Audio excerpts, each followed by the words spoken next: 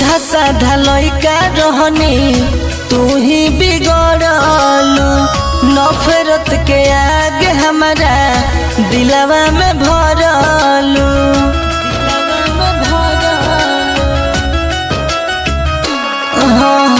सीधा साधा लइका रहनी तू ही बिगड़लू। नफरत के आग हमारा दिलवा में भरलू। चाहे अइबू चाहे जइबू ना इंतजार बा। तोहसे दिलवा लगावल बेकार बा। चाहे अइबू चाहे जइबू ना इंतजार बा। तोहसे दिलवा लगावल बेकार बा।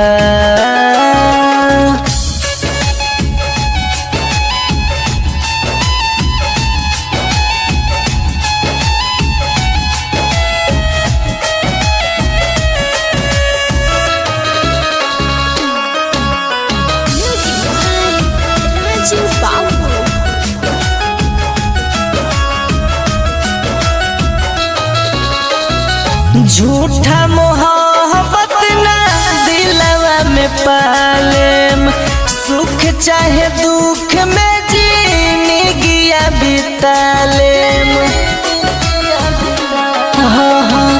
झूठा मोहब्बत ना दिलवा में पालेम। सुख चाहे दुख में जिंदगिया बितालेम। जोनी सोचा हमके तोहारा से प्यार बा। तोहसे दिलवा लगावल बेकार बा। चाहे अइबू चाहे जइबू ना इंतजार बा। तोहसे दिलवा लगावल बेकार बा।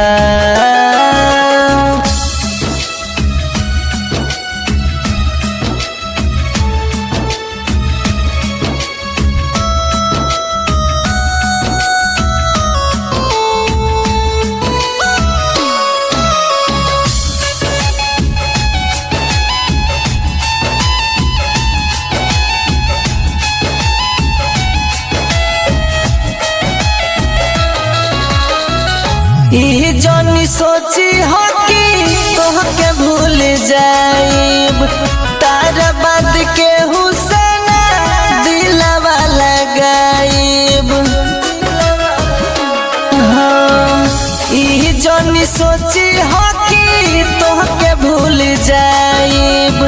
तारा बाद के हुसैना दिलवा लगाइब। मिस्टर राजेश ना तोहार बा। तोहसे दिलवा लगावल बेकार बा।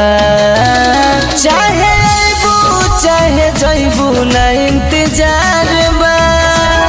तोहसे दिलवा लगावल बेकार बा।